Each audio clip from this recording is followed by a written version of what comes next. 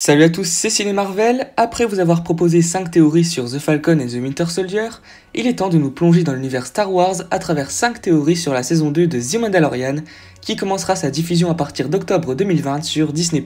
Pour rappel, il s'agit de la première série Star Wars en prise de vue réelle et a été créée par Jon Favreau, qui a l'habitude de travailler avec Disney. Il a en effet réalisé les remakes live du Livre de la Jungle et du Roi Lion, ainsi que les 2 premiers films Iron Man pour le MCU.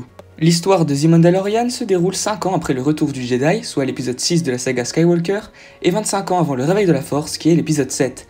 Elle raconte les aventures d'un mercenaire mandalorien au-delà des territoires contrôlés par la Nouvelle République. Pour vous donner un avis, j'ai vraiment bien aimé la première saison. Alors certes, ce n'est pas exceptionnel et certains épisodes ne servent à rien, mais cela reste tout de même supérieur aux 3 derniers films sortis au cinéma.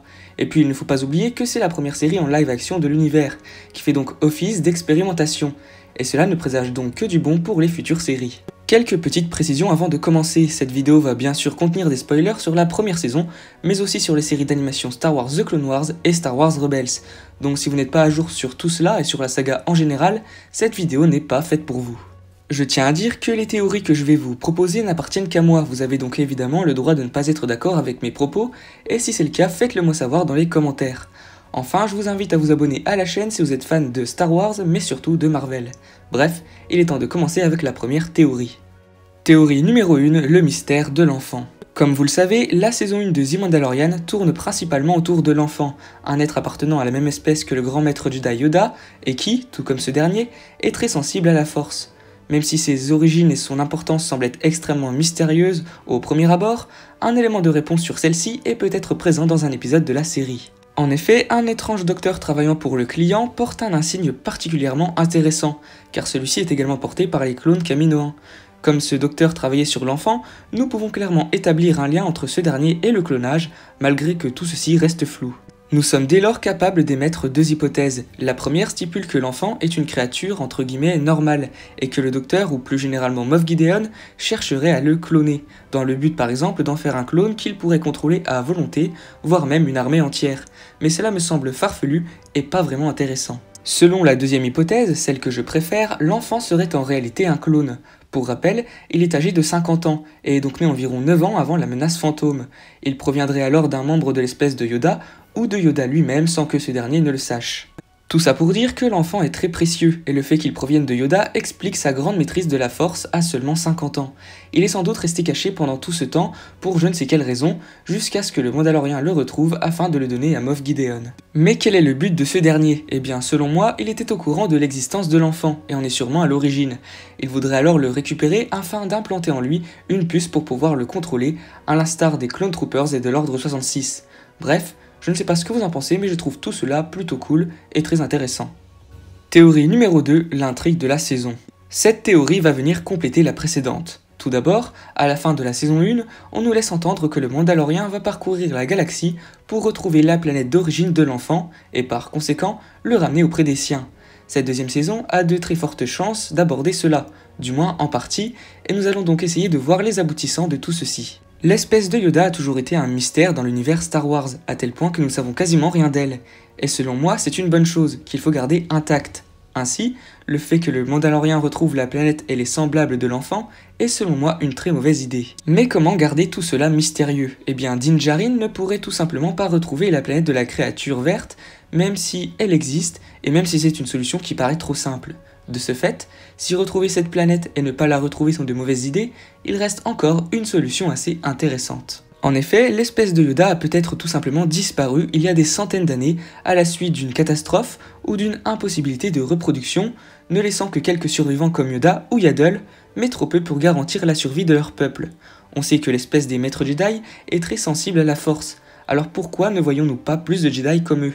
La seule réponse semble être qu'ils ont tous disparu. Ainsi, l'importance et l'origine de l'enfant seraient totalement compréhensibles. Yoda, ou un survivant de la même espèce, a été cloné car il n'existe presque plus de créatures comme lui.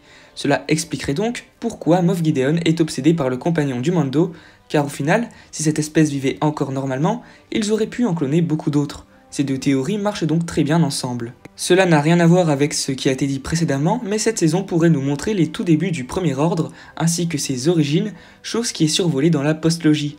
Par exemple, Moff Gideon pourrait tout simplement être à l'origine du Premier Ordre, ce qui ferait le lien entre la série et la trilogie de Disney. Théorie numéro 3, le retour de Boba Fett. Comme vous le savez, le célèbre chasseur de primes Boba Fett sera officiellement de retour dans cette saison 2 et sera interprété par Temuera Morrison, qui a déjà prêté ses traits à Jango Fett et aux soldats clones dans les épisodes 2 et 3 de la saga. Cependant, je pense que le rôle de Boba sera très minime. En effet, l'acteur Timothy Olyphant sera lui aussi de la partie et devrait jouer le rôle de Cobb Vanth. Pour ceux qui ne le savent pas, Cobb Vanth était un humain qui se trouvait sur la planète Tatooine à peu près au moment de la bataille d'Endor que l'on aperçoit dans l'épisode 6. Suite à la mort de Jabba le Hutt au cours du sauvetage de Han Solo, il vola une armure mandalorienne au Jawa. Il compta alors protéger Tatooine des syndicats du crime en devenant le shérif de Mos Pelgos. Je pense que son histoire sera gardée telle quelle dans The Mandalorian et que l'armure mandalorienne qu'il récupérera sera en réalité celle de Boba Fett en personne. Les Jawa pourraient donc récupérer cette armure près du Sarlacc avant que Cobb Vanth ne leur la vole. Et pour aller plus loin, je pense que ce dernier est présent dans l'épisode 5 de la saison 1. Souvenez-vous, une silhouette avance dans l'ombre sur Tatooine et s'approche du corps de Fennec Shand. Nous ne voyons pas de qui il s'agit, mais il porte une cape et des bruits d'éperons sont audibles. Cette cape et ses éperons sont similaires à la tenue de Boba Fett, c'est pour cela que ce personnage semble être Cobb Vanth. Alors oui, Boba sera de retour, mais comment et dans quel but ? Tout d'abord, je pense qu'il n'aura aucun mal à sortir du Sarlacc, il y est déjà parvenu dans l'univers Legends.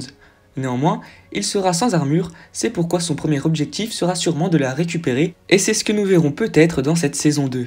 Il ne faut pas oublier que c'est un chasseur de primes, Moff Gideon ou quelqu'un d'autre pourrait par exemple l'engager à la fin de la saison afin qu'il capture Din Djarin ou même l'enfant. Tout ça pour dire que son rôle dans la deuxième saison sera minime, mais il se révélera être l'antagoniste de la troisième saison, en tout cas selon moi. Théorie numéro 4, le rôle d'Ahsoka. En plus de Boba Fett, un autre personnage bien connu de l'univers Star Wars fera son retour dans cette saison 2, à savoir Ahsoka Tano, qui sera interprétée par Rosario Dawson. Pour rappel, à la fin de Rebels, qui prenait place après la bataille d'Endor, Ahsoka venait chercher Sabine pour partir à la recherche d'Ezra Bridger. C'est pourquoi il est possible que la Mandalorienne Sabine Wren fasse elle aussi une apparition dans la série. Je doute qu'Ahsoka soit encore en train de rechercher Ezra au début de la série, car quelques années ont passé après la fin de Rebels. Alors comment pourrait-elle être introduite ? Eh bien je vois 3 façons possibles. La première est qu'elle ressentira la présence de bébé Yoda dans la Force, se rendant ainsi compte de sa grande puissance, et pourquoi pas de son importance capitale. Elle mettrait alors tout en œuvre pour le retrouver, en laissant Sabine s'occuper d'Ezra. La deuxième hypothèse est qu'elle tomberait par hasard sur Din Djarin et l'enfant. En effet, elle et Sabine parcourent l'univers de planète en planète, dans la mesure où elle rechercherait encore Ezra, tout comme le Mandalorien qui souhaite retrouver la planète d'origine de l'enfant. Le fait qu'ils se retrouvent sur la même planète au même moment n'est donc pas à exclure, malgré le fait que ce soit assez facile. Mando pourrait donc révéler à Ahsoka que bébé Yoda maîtrise la Force et qu'il court un grave danger.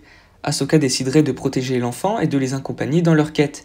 Il pourrait alors tomber sur Moff Gideon et apprendre le but de ce dernier, qui veut à tout prix récupérer la créature. Enfin, souvenez-vous de Bo-Katan, la dernière possesseure du sabre noir avant Moff Gideon. L'officier impérial l'aurait tué, s'emparant ainsi du sabre noir. Ahsoka, ayant appris ou assisté à la mort de Bo-Katan et étant au courant de l'importance de l'objet, souhaiterait alors retrouver Gideon et le priver du sabre. Et c'est là qu'elle rencontrerait Din Djarin et l'enfant. En plus de ça, le retour de la sœur de Sabine n'est vraiment pas impossible, car celle qui prête sa voix au personnage serait apparemment au casting de cette saison. Évidemment, si l'on croit ces théories, Bo-Katan serait de retour sous forme de flashback, nous montrant par exemple la façon dont elle a été tuée. Théorie numéro 5, le sabre noir. Pour ceux qui ne le savent pas encore, le sabre noir était un ancien sabre laser à la lame noire, créé par Tar Vizsla, le premier Mandalorien à rejoindre l'ordre Jedi. Le sabre noir fut transmis de génération en génération par les membres de la maison Vizsla, celui le possédant s'assurait le commandement des Mandaloriens. Le sabre fut alors possédé par Pre Vizsla, Maul, Sabine Wren, Bo-Katan et enfin Moff Gideon à la fin de la première saison de The Mandalorian.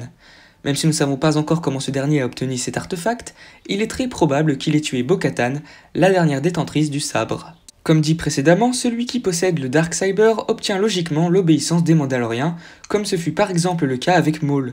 Moff Gideon a donc un pouvoir très puissant, et je pense qu'il s'en servira. En effet, il pourrait retrouver les Mandaloriens qui se sont échappés à la fin de la saison 1, leur prouver qu'ils doivent lui obéir afin qu'ils retrouvent la trace de Din Djarin et lui tendent un piège, voire pire que ça. Alors oui, Moff Gideon est un officier impérial, il est donc évident que certains d'entre eux ne lui obéiront pas et se rebelleront. On aurait ainsi 2 camps comme ce fut le cas dans The Clone Wars lorsque Maul était le leader. Cependant, je pense que d'autres voudront s'emparer du sabre comme Boba Fett par exemple. Il pourrait apprendre son existence et comprendre son importance afin de se constituer une armée mandalorienne, même si Boba est plus quelqu'un de solitaire. Évidemment, il y a de grandes chances que le sabre finisse entre les mains de Din Djarin à l'issue de cette saison 2, devenant ainsi le chef légitime des Mandaloriens. C'est la fin de cette vidéo, j'espère qu'elle vous aura plu. Si c'est le cas, n'hésitez pas à la liker et à la partager, ça serait un immense soutien. En tout cas, je vous en remercie d'avance. Dites-moi si vous êtes d'accord avec les 5 théories que je vous ai proposées. Vous pouvez bien sûr les compléter et me donner les vôtres, tout ça dans les commentaires. Si ce n'est pas encore fait, je vous invite tout naturellement à vous abonner à la chaîne sans oublier d'activer la cloche des notifications pour être tenu au courant des prochaines sorties. Bref, c'est tout pour moi, je vous dis à la prochaine. Salut!